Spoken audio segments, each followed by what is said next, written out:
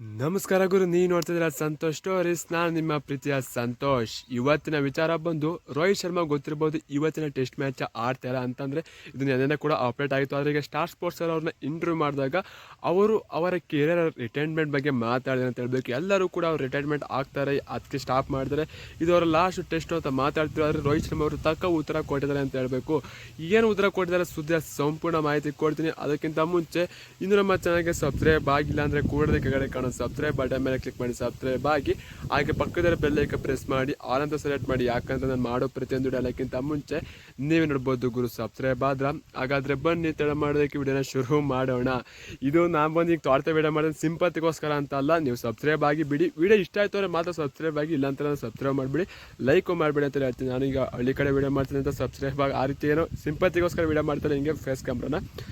ಈಗ ರೋಹಿತ್ ಶರ್ಮಾ ಅವರು career retired ಬಗ್ಗೆ ಮಾತಾಡಿದ್ದಾರೆ. ಏನಪ್ಪ ಮಾತಾಡಿದ್ರು ರೋಹಿತ್ ಶರ್ಮಾ ಅವರು, ಯಾಕೆ ಅವರು ಈ ಮ್ಯಾಚಿಗೆ ಅವರು ಆಡಲಿಲ್ಲ, ಯಾಕಪ್ಪ ಅನ್ನೋದಾಯಿತು ಅಂತಂದರೆ, ರೋಹಿತ್ ಶರ್ಮಾ ಅವ್ರಿಗೆ ಗೊತ್ತಿರ್ಬೋದು ಯಾವ ರೀತಿ ಫಾರ್ಮ್ ಇಲ್ಲ ಅಂತ ಹೇಳಬೇಕು. ಕಳೆದ 2 ಮ್ಯಾಚ್ ಕೂಡ ಆಡಿದ್ರು, 2 ಮ್ಯಾಚ್ ಕೂಡ ಅವರು 5 ಮೇಲೆ ರನ್ನ ತಾಳಿಲ್ಲ ಅಂತ ಹೇಳಬೇಕು. ಆ ರೀತಿ ಆಟ ಆಡ್ತಾರೆ. ಅವ್ರ ಫಾರ್ಮ್ ಮೇಲೆ ಅವ್ರಿಗೆ ಸ್ವಲ್ಪ ಜಿಗುಮ್ಸೆ ಬಂದಂಗಾಗಿ ಅವರು ನನಗೆ ಈ ಮ್ಯಾಚ್ ತುಂಬ ಇಂಪಾರ್ಟೆಂಟು, ನಾವು ದೇಶಕ್ಕೋಸ್ಕರ ಆಡಬೇಕು, ನಮ್ಮ ಟೀಮ್ಗೋಸ್ಕರ ಟೀಮ್ ಗೆಲ್ಲಕ್ಕೋಸ್ಕರ ಆಡಬೇಕು ಅಂತ ರೋಹಿತ್ ಶರ್ಮಾ ಅವರು ಶುಭ್ಮನ್ ಗಿಲ್ಗೆ ಅವ್ರಿಗೆ ಹೇಳಿದ್ದಾರೆ. ಅಂತ ಶುಭ್ಮನ್ ಗಿಲ್ ಅವ್ರಿಗೆ ಅವರ ಪ್ಲೇಸ್ನ ಕೊಟ್ಟಿದ್ದಾರೆ ಅಂತ ಹೇಳಬೇಕು. ಇಲ್ಲಿ ಅವ್ರು ಹೇಳಿರೋ ಫೋಟೋವನ್ನು ಆಗ್ತದೆ ನೋಡಿ ಸ್ಕ್ರೀನ್ ಮೇಲೆ.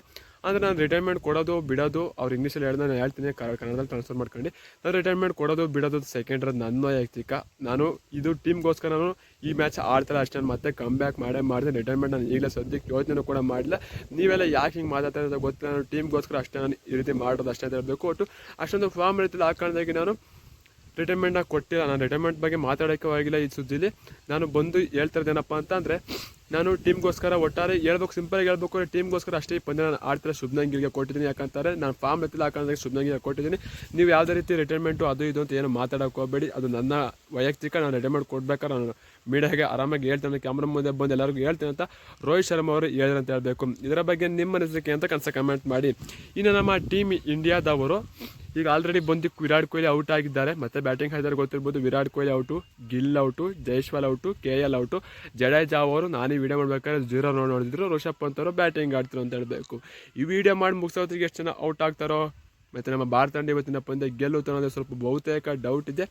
ನಿಮ್ಗೇನಂತ ಅನಿಸುತ್ತೆ ಕಮೆಂಟ್ ಮಾಡಿ. ನಮ್ಮ ಭಾರತ ತಂಡಕ್ಕೆ ಗೆಲುವಿಗೆ ಯಾರು ಇವತ್ತಿನ ಪಾತ್ರ ವಹಿಸ್ತಾರೆ, ಅದು ಕೂಡ ಬೂಮ್ರಾ ಅವರು ಬೇರೆ ಇಂಜುರಿ ಆಗಿದ್ದಾರೆ.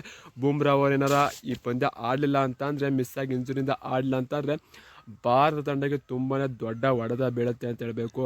ಇದರ ಬಗ್ಗೆ ನಿಮ್ಮ ಅನಿಸಿಕೆ ಏನು ಅಂತ ಕಮೆಂಟ್ ಮಾಡಿ ಗುರು. ನೋಡೋಣ ಬೂಮ್ರಾ ಅವರು ಇವತ್ತಿನ ಪಂದ್ಯ ಆಡಬೇಕು ಅಂತ ಅನಿಸುತ್ತೋ ಅಥವಾ ಬೇಡ ಅಂತ ಅನಿಸುತ್ತೋ.